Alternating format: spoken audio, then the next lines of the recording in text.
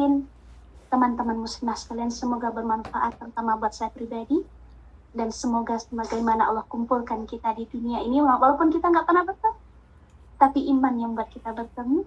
Allah pun izinkan kita kembali berkumpul di surganya dalam keadaan Allah redho dengan kita.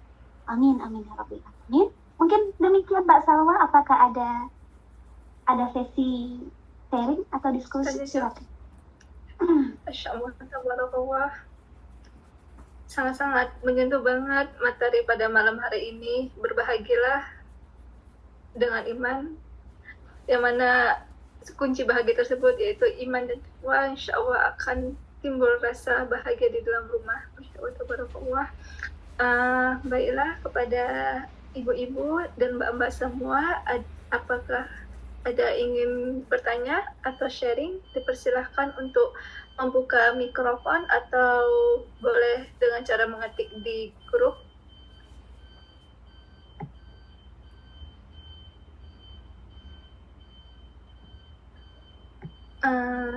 Sambil menunggu ibu-ibu dan mbak-mbak semua yang mempersiapkan pertanyaan, izinkan saya untuk bertanya kepada Ustazah. Silakan. Baginda Ustazah, kalau sudah misalnya kan tadi iman dan takwa, saya kurang tahu sih Ustazah, maksudnya tadi di dalam rumah itu sering ribut gitu. Saya nggak tahu entah iman dan takwanya yang baik sedang bermasalah atau gimana Ustazah, tapi bagaimana ya Ustazah tipsnya gitu kalau udah sampai bertahun-tahun di dalam rumahnya itu tersebut sering ribut, yang ributnya sampai parah gitu Ustazah, udah dalam suatu keluarga gitu Ustazah. Boleh bagi tipsnya Ustazah? Jazakallahu khairan Ustazah. Iya. Baik, kalau berkaca dari orang-orang soleh ya Mbak, biasanya keributan-keributan itu atau hal-hal yang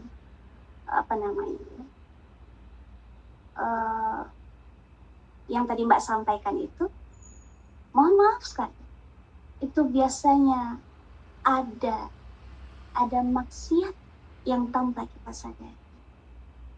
Dalam hal apa? Misalnya, ya, kurang bersyukur, ya, atau kurang atau ada yang terlewatkan dalam hak-hak Allah, menjaga hak-hak Allah. Periksa dulu salatnya, sudahkah suami menjadi imam bagi istrinya? Ya, sudahkah saat azan dua-duanya sama mendekat sama Allah? Sudahkah sama-sama bangun malam? Coba dilihat, ya, apa yang menjadi sumber keributan? Apakah benar yang diributkan itu adalah hal-hal yang perlu kita ributkan? Atau pernahkah kita mencoba berhenti sejenak mengevaluasi, ya, apa yang belum kita lakukan dalam rumah tangga?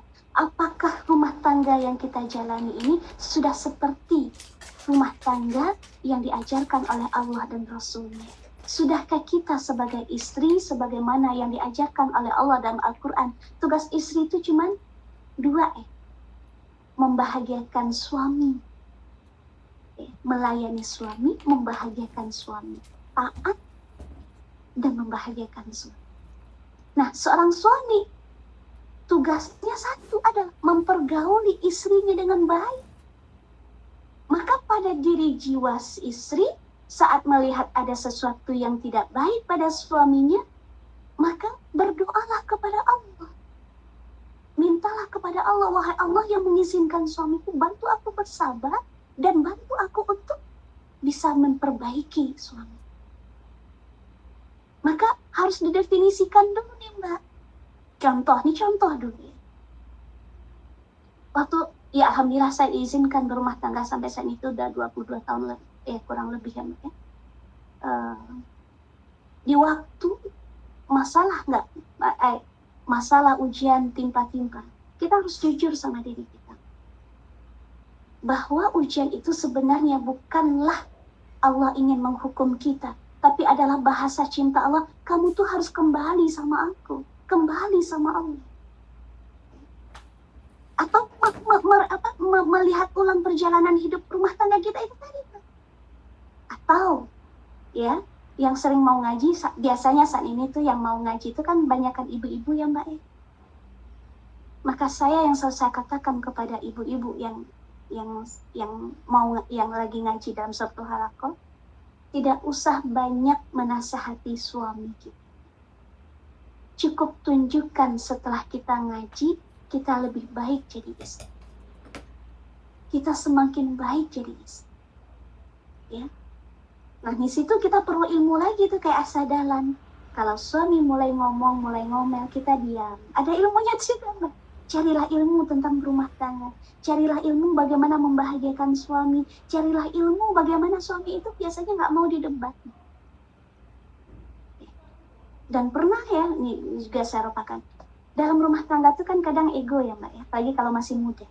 Ya, 5 tahun pertama tuh ujiannya lah beda Mbak sama 5 tahun kedua. Apakah nanti semakin banyak ujiannya? Enggak. Buktinya apa? Ada orang 30 tahun cerai juga. Gitu kan. Maka harus menjaga. Harus menjaga hubungan sama Allah itu tadi Mbak. Ya, dulu pernah yang namanya seorang perempuan, ya dulu saya waktu jadi seorang ibu rumah tangga, dan kemudian saya punya khadimat, dan kemudian karena ada khadimat, saya meninggalkan anak saya untuk sebuah keperluan. Ya, dan anak saya nangis. Tapi karena ada yang jaga, maka saya paksakan meninggalkan karena saya ingat ini yang saya akan datangi itu adalah kebaikan. Ya, saya menganggap itu kebaikan. Nah, pulang sore saya dan anak saya masih kondisinya menangis. Dan dia waktu itu masih SMS ya Mbak, belum ada WA zaman itu. Masih SMS. Dia WA dengan dia tahu itu nada marah. Sepenting apakah acara mau di luar sehingga tega meninggalkan anak dalam kondisi menangis.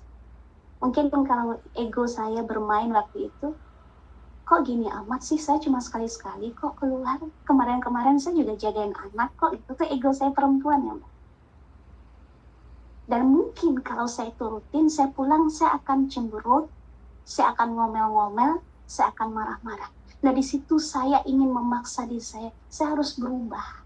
Saya nggak boleh begitu. Pulang-pulang saya tutup lisan saya cuma ambil tangan suami saya, maafin Umi ya. Yang tadi wajahnya masih merah, udah ngomong gitu aja tuh udah. Mungkin dari tensi berapa tuh Mbak, langsung ting, dia nggak punya alasan lagi untuk marah-marah, untuk ceramahin kita. Nah, itu yang saya bilang Mbak, bahasa iman, bahasa sabar itu harus kita cobain sendiri. Ya. Orang mengatakan Islam tuh teori, dia akan hanya menjadi teori kalau kita tidak berpindah untuk coba.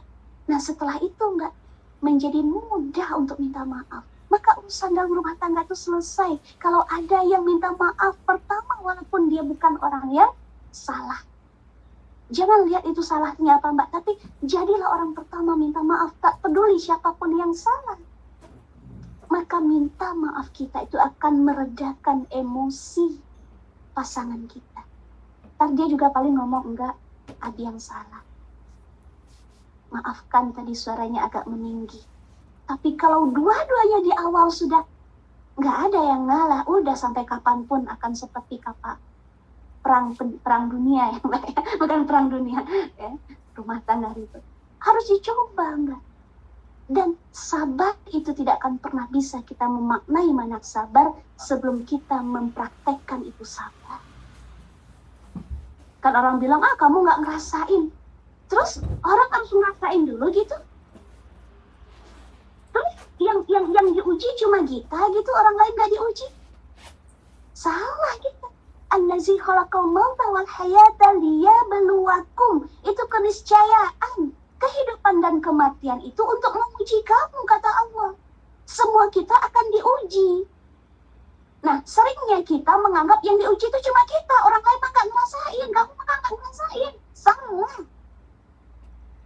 Salahnya kita menilai orang lain padahal sesama manusia itu sesama peserta ujian loh. Kita itu sesama peserta ujiannya Allah di muka bumi ini.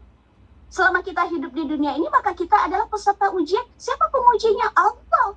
Maka sesama yang diuji tidak boleh menilai orang lain. Saya paling menderita, kamu enggak. Salah.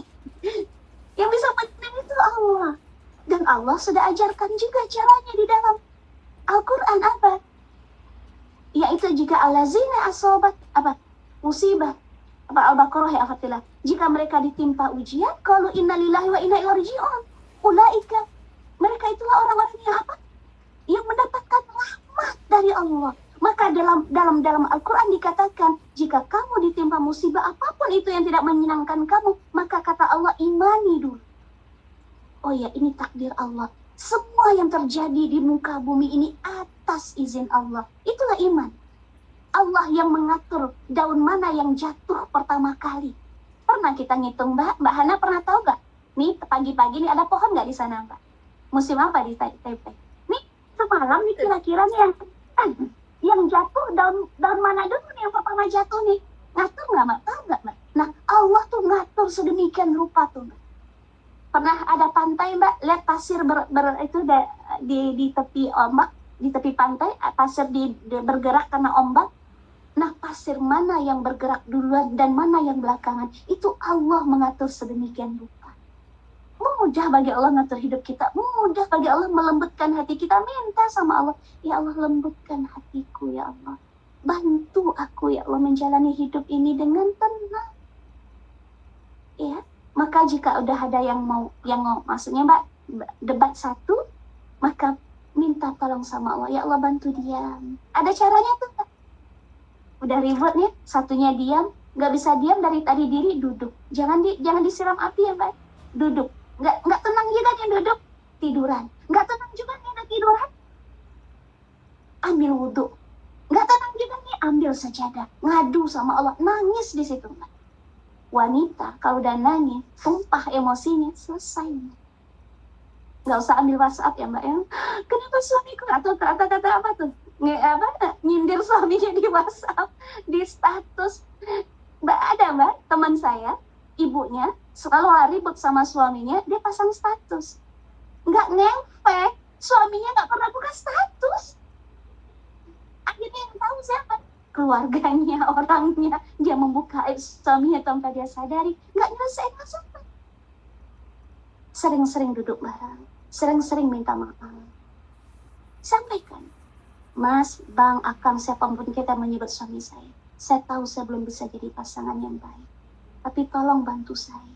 Maafin saya kalau saya kadang, kita suka apa, Mbak? Suka ngambek.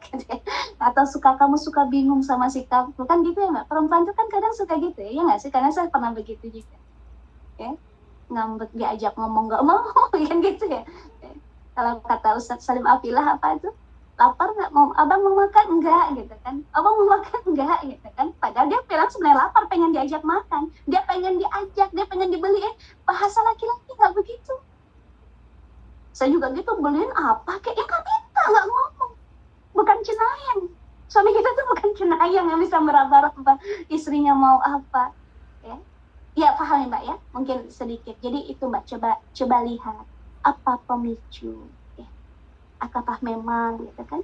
Atau ini salah satu batu loncatan kita untuk menjalani kehidupan yang lebih berat di ujung sana?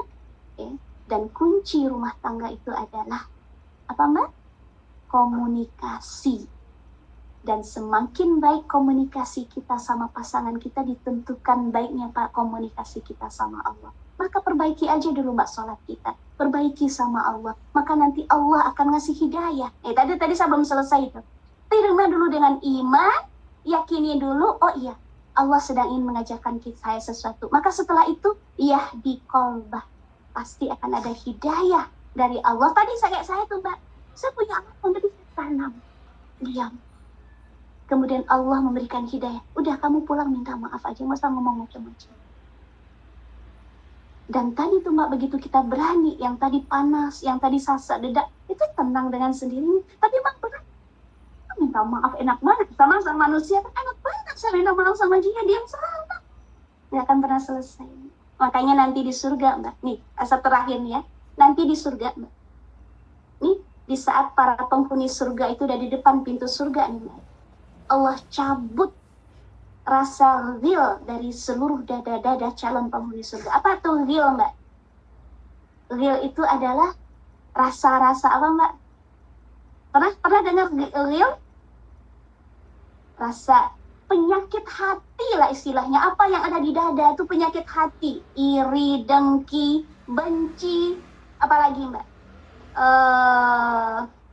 Kepo, apa? Pengen tahu urusan orang ya. Kalau bahasa kita itu sirik ya. Hasmos gitu kan.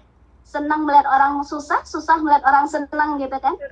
Bahagia kalau orang itu menderita, ya. Atau sekarang lah banyak yang nah, itu Allah cabut tuh Mbak. Kenapa? Karena surga adalah tempatnya untuk bahagia abadi. Apa itu abadi Mbak? Gak pernah sedetik pun berhenti untuk bahagia. Kalau masih ada real, maka dia tidak akan pernah bisa bahagia di surga. Jadi nggak berpikir lagi tuh nanti bidadarinya lebih cantik, dia nggak kepikiran lagi. Ya? Nah, apa hikmahnya Mbak kepada kehidupan dunia? Maka orang yang bisa menjalani bahagia di dunia adalah orang yang membersihkan jiwanya dari seluruh penyakit-penyakit yang bisa mengotori jiwanya. Hasad, dengki, iri, dengki, apapun itu. Nah, maka sudahkah iman itu membuat kita bahagia? Maka lukislah jejak-jejak iman kita sendiri. Bahagia tuh di sini, Mbak. Bukan di mulut orang, bukan di lisan orang, bukan di pikiran orang, tapi di sini apa yang kita rasakan. Ya, pernah saya ketemu teman, Mbak. Facebooknya tuh, wah indah-indah tentang pasangannya. Tapi ternyata aslinya, sehingga ada psikolog yang mengatakan, ya, menutupi kebahagiaan itu, dia menutupi kondisinya dengan seolah-olah bahagia. Ya. Dan kita tidak perlu, makanya kalau iman itu benar, kita akan jujur, nggak ada kebohongan. Tadi ya, nggak usah bohong lagi. Udah saya salah, maafkan. Kita harus benar-benar juga berdamai. Kita harus salah-salah kok. Awal perbaikan itu adalah mengaku salah, sebagaimana Nabi Adam dulu. Ya. Waktu dia diturunkan dia udah selesai ya di surga itu. Rabbana zolamna. Nggak ada tuh dia nyalahin iblis. Kenapa dia nggak bisa nyalahin iblis? Karena Allah sudah memberitahu iblis itu musuh bagimu. Terus kenapa kamu mau dengar? Kan gitu. Tapi langsung tidak begitu bersalah. Rabbana zolamna anfusana wa illam taghfir lana lanakunanna minal khasirin. Jadi Pak, itu aja daripada marah nih Mbak, istighfar. Marah nih, debat nih, ambil Al-Quran, ngaji. Ya, wallahualam, mudah-mudahan tidak bisa menjawab Mbak ya, bisa nyari lagi. Belajar dari Aisyah Dahlan ya Mbak ya, banyak ilmu di sana. Bagaimana mengelola komunikasi di rumah tangga. Wallahualam bishawab. Mungkin itu Mbak cukup mungkin. Sampai jam berapa biasanya nih Mbak? Sampai jam 10 saja. Masya Allah, lama banget. Emang ada yang bertahan sampai 2 jam begitu? Di sana di sana jam 10. Maksudnya jam 10 waktu Taiwan, waktu Indonesia jam 9 WIB saja. Oh iya. Ya, silakan Mbak. Kalau ada yang mau menambah. Oh iya, semoga. Sebenarnya menjawab sih Ustazah dari apa kekurangannya gitu saja. Iya. Baik. Saya selalu mengatakan dalam diri saya ya, selama di dunia kita masih punya waktu untuk memperbaiki diri kita. Maka nggak usah bertahan dengan ego. Kenapa Mbak? Karena waktu 1 hari kita di dunia ini, coba kalau kita mulai ini, coba datang ke kuburan. Di sana ada kuburan nggak Mbak? Nah, coba pikirkan kira-kira apa yang diinginkan oleh orang yang sekarang sudah terbaring di kuburan. Mereka ingin kembali walaupun sesaat saja, sehari saja. Maka hari yang masih kita pegang itu ada berharga banget. Maka jangan sia-siakan. Untuk apa? Mencari bekal untuk pulang. Ingat dunia itu nggak abadi. Senangnya nggak abadi, susahnya nggak abadi. Maka pastikan jalan yang kita tempuh akan membawa kita pada bahagia abadi. Ya, wallahualam. Lanjut, silakan Mbak. Tadi mau ngomong apa Pak? Jazakallahu khairan Ustazah untuk Masya Allah, untuk masukan, untuk sarannya. Masya Allah. Selanjutnya ada pertanyaan dari Mbak Apri. Izin tanya Ustazah, tiap sholat yang khusyuk itu latihannya seperti apa ya Ustazah? Terima kasih Ustazah. Baik, Masya Allah. Semoga Allah bantu kita untuk khusyuk.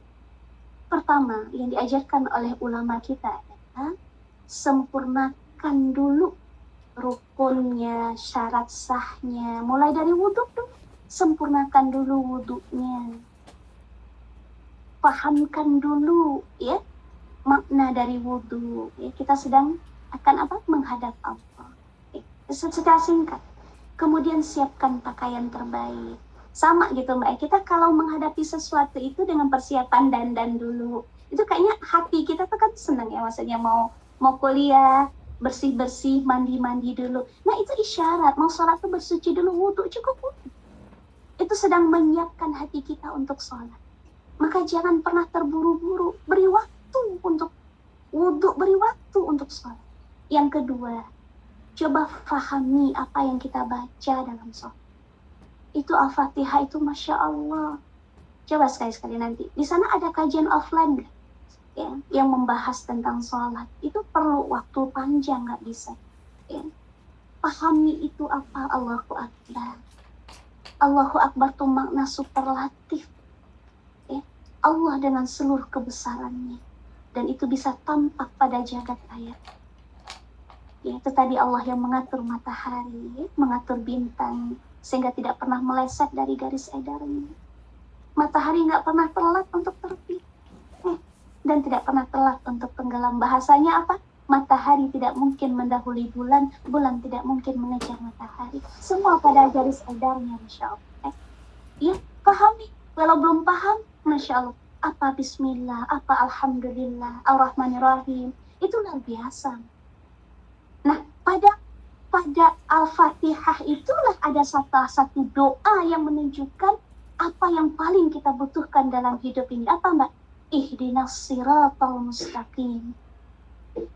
Siapapun kita, mau ustadz, mau syekh, siapapun, tidak ada artinya tanpa hidayah dari Allah.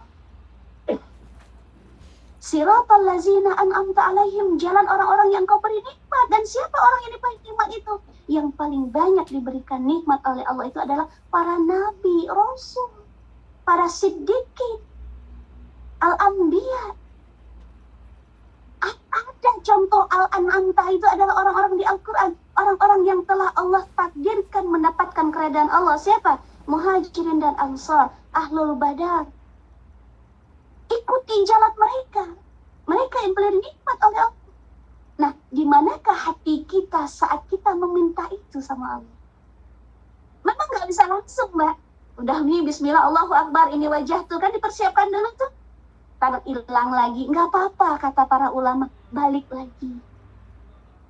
Makanya salah satu doa yang tidak pernah ditinggalkan oleh Rasulullah apa? Doa yang diajarkan pada Mu'adz bin Jabal. Allahumma a'inni itu apa? Bantu aku ya Allah. Ala zikrika, untuk mengingatmu ya Allah. Bahkan dalam sholat itu ternyata mengingat Allah tuh berat apabila. Berat muslimah sekalian, sehingga Nabi pun minta tolong sama Allah agar bisa dibantu untuk ingat Allah. Jadi yang berat itu bukan rindu. Yang berat itu mengingat Allah. Bahkan dalam sholat yang tadi di awal saya bacakan, wa aqimus sholata li zikri, berdirikanlah sholat untuk mengingatku. Bahkan sholat yang untuk mengingat Allah, kita ingat siapa dalam sholat kita? Yang kuliah ingat kuliahnya, yang lagi kerja ingat deadline kerjaannya, yang lagi rindu ingat yang dirinduinya, gitu kan? Masya Allah ya. Wa syukrika, jadi minta tolong sama Allah, ya Allah bantu aku untuk sholat khusyuk. Pahami lagi tuh Mbak, mungkin nanti ya di sana bisa mentadaburi Al-Fatihah. Itu Masya Allah. Nah, pahami juga tuh ruku. Ruku, tumak nina dalam ruku kita. Tumak nina itu apa Mbak?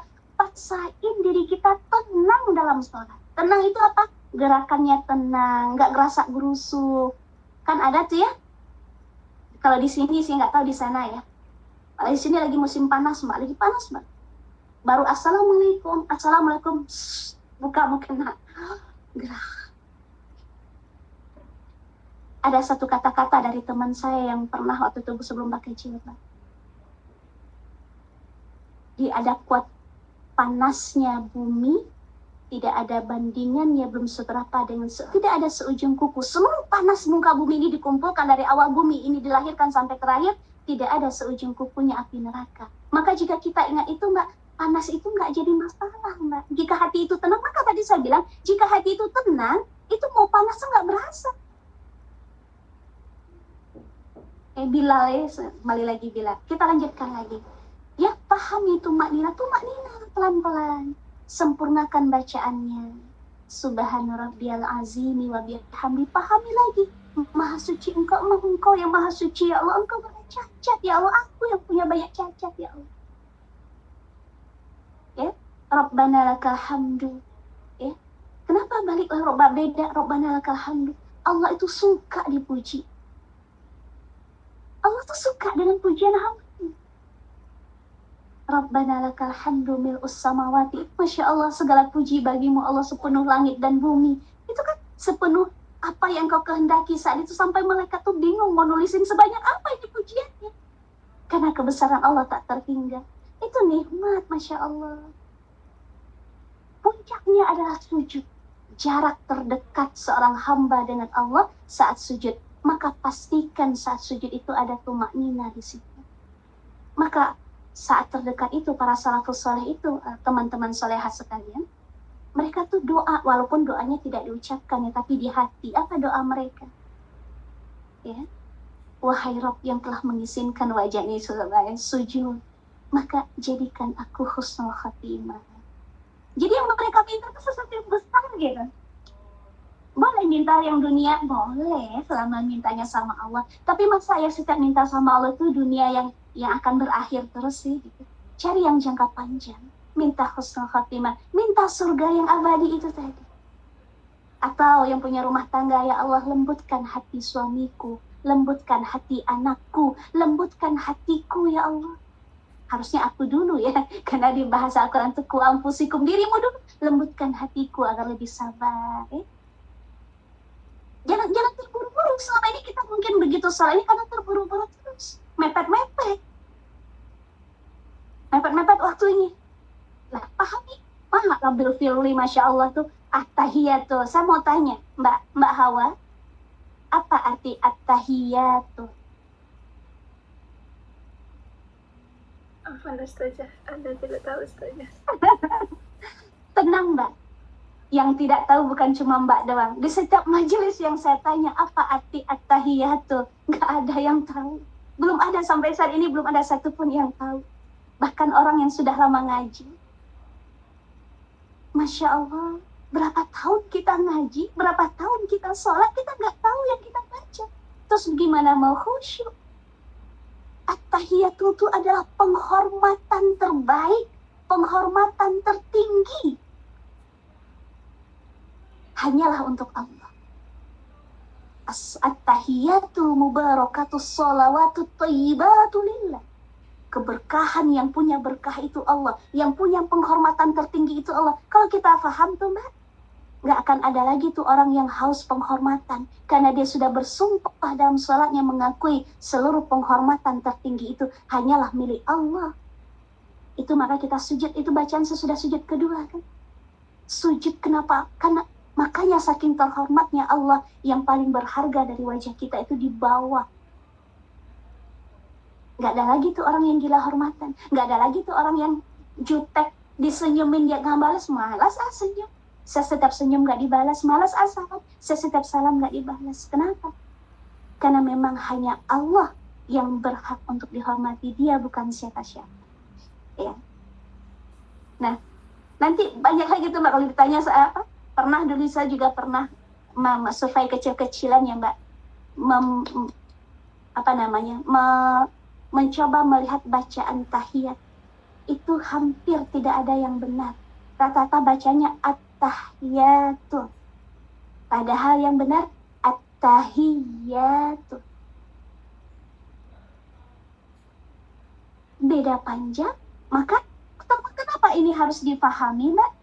Terutama yang rukun-rukun ini harus kita belajar pengucapannya, karena jika salah dia merusak makna. Karena ada sahabat mengatakan, tidaklah Rasulullah mengajarkan kami bacaan tahiyat sebagaimana Rasulullah mengajarkan kami Al-Quran.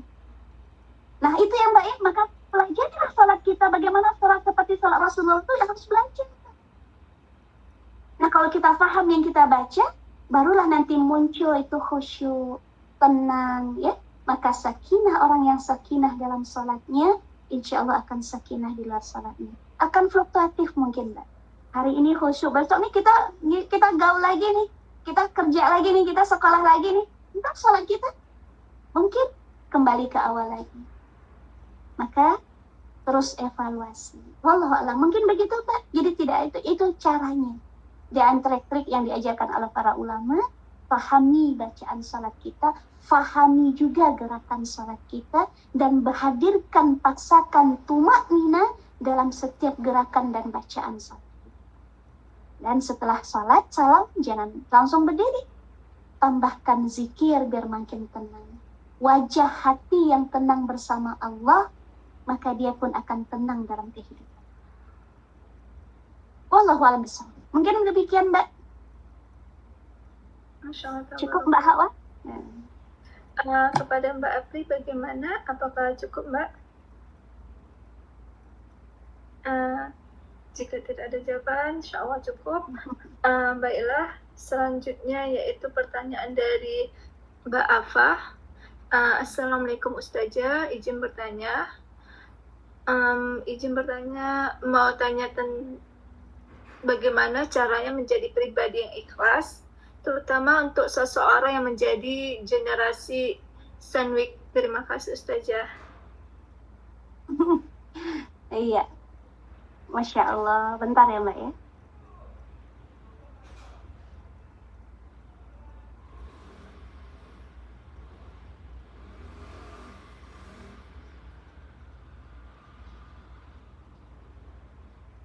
Bentar ya, Mbak ya. Maaf. Ikhlas itu, Mbak. Ikhlas itu apa, Mbak? Definisi ikhlas itu apa dulu? Ikhlas itu adalah modal atau nilai rasa yang ada di hati saat akan melakukan sebuah amal. Jadi harus didefinisi dulu kan ikhlas. Padahal yang ditanyakan sama Mbak itu mungkin menerima takdir ya, Mbak ya. Iya. Betul ya, Mbak ya. Dalam menghadapi generasi apa tadi, Mbak? Halo? Dengar saya, Mbak? Apa Ustazah dengar saja, apa ternyata masih mute. Oh iya. Ikhlas, terutama pribadi yang ikhlas, terutama untuk seseorang yang menjadi generasi sandwich, Ustazah. Oh iya. Jadi sebenarnya sama aja mau generasi manapun, Mbak ya. Kan kita diciptakan sesuai dengan fitrah kemanusiaannya. Yang berbeda apa? Ujiannya, tantangannya. Zaman itu berulang, Mbak. Sekarang masalahnya apa? Medsos banyak, lintas dunia. Kemudian apa? Orang berlomba-lomba menampilkan bahagia dalam versinya. Maka saat itu terjadi, pesan Rasulullah itu adalah, maka genggamlah imanmu pakai geraham, Mbak. Pakai geraham itu kan gigi yang paling kuat ya, Mbak. Paham ya, Mbak ya? Maka pegang imanmu, maka yakinlah, apapun yang tidak ada iman pada itu, maka dia tidak baik. Dia tidak akan menghasilkan, dia hanya fata morgana di padang pasir. Orang mau berkoar-koar bahagia saat dia tampil seksi, misalnya dia melakukan sesuatu yang dilarang oleh Allah bahagia, yakin itu hanya fata morgana, itu hanyalah kebahagiaan semu. Maka Islam itu adalah jawaban solusi sepanjang masa, Mbak. Kenapa?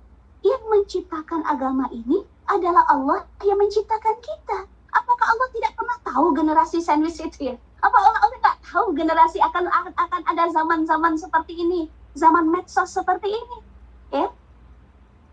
Zaman-zaman apa, Mbak, di mana dunia tuh kayak dilipat ya, Mbak ya? Apa yang terjadi di belahan dunia yang lain tuh kita bisa tahu semua. Dan orang berlomba-lomba untuk menyampaikan nilai-nilai ini. Ya. Maka, maaf Mbak, agar sama generasi sandwich itu maksudnya yang apa ya Mbak? Instan ya? biar saya nggak salah nih Mbak. Kan kelas itu atau apa istilah untuk biar Sebentar saja. khawatir saya salah tangkap dan salah jawab Mbak. Disamain dulu maksudnya apa generasi ya. Sandwich yang stylenya makanan SpongeBob ya.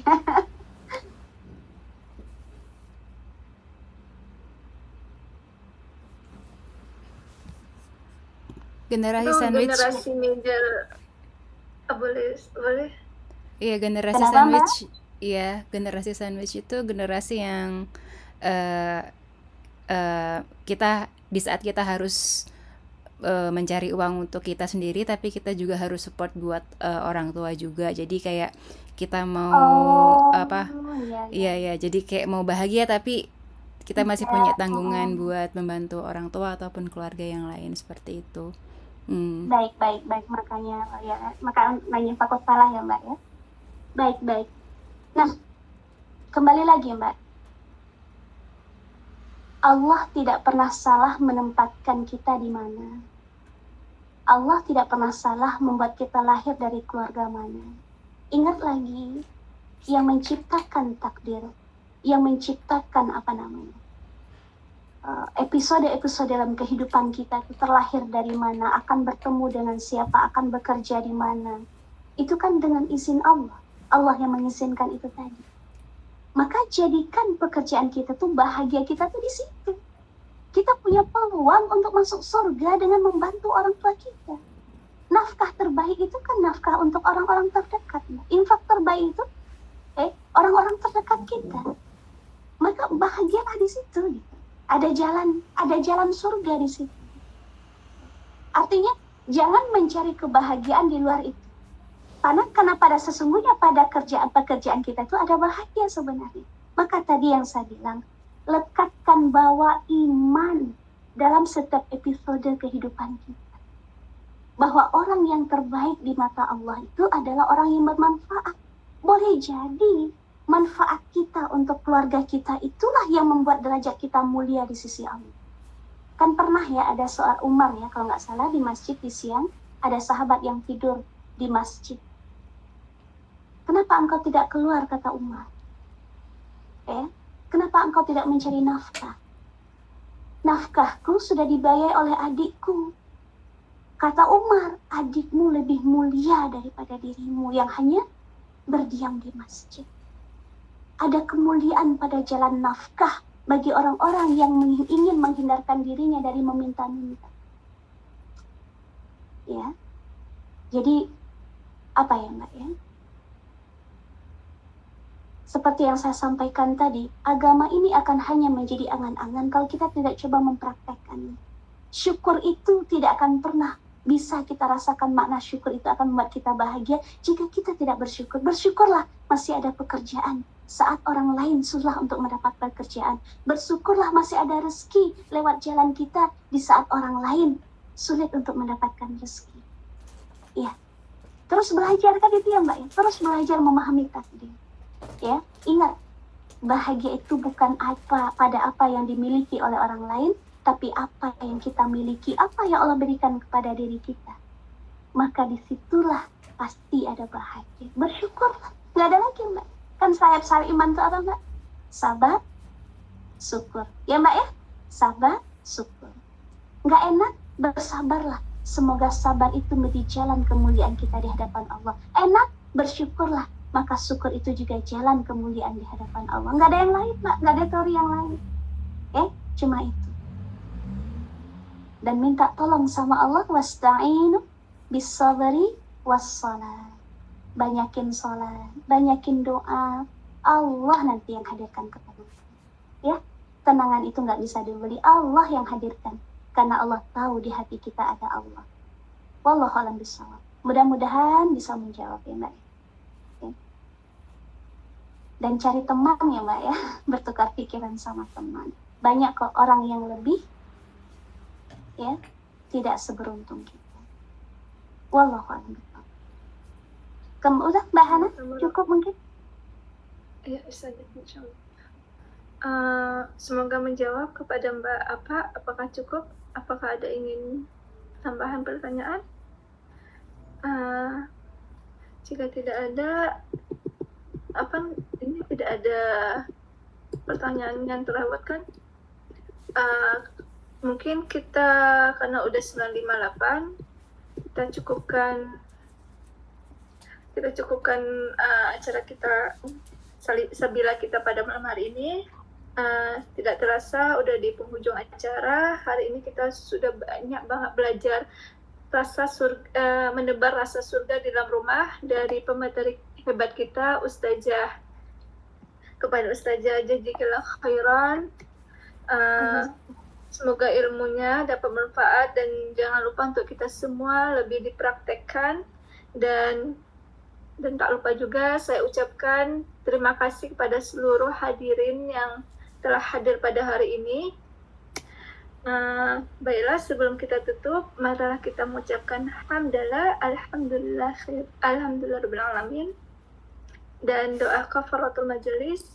Bismillahirrahmanirrahim. Subhanakallahumma wa bihamdika asyhadu an la ilaha illa anta astaghfiruka wa atubu ilaik. Amin amin amin. Jazakallah khairan kepada Ustazah. Semoga tidak bosan-bosan, tidak untuk insyaallah next time datang menjadi pemateri lagi. Ilmunya sangat masya Allah banget, manfaat banget, insyaallah menginspirasi banget. Baiklah, sampai bertemu lagi kepada mbak-mbak, ibu-ibu semua di Sabtu depan insyaallah. Assalamualaikum warahmatullahi wabarakatuh. Waalaikumsalam warahmatullahi wabarakatuh. Mbak Hawa, mohon maaf buat semuanya, mohon maaf lahir dan batin kalau ada yang salah ya. Semua mohon maaf, pamit dari grup ya Mbak ya. Barakallahu fiik ya. Assalamualaikum warahmatullahi wabarakatuh. Waalaikumsalam warahmatullahi wabarakatuh.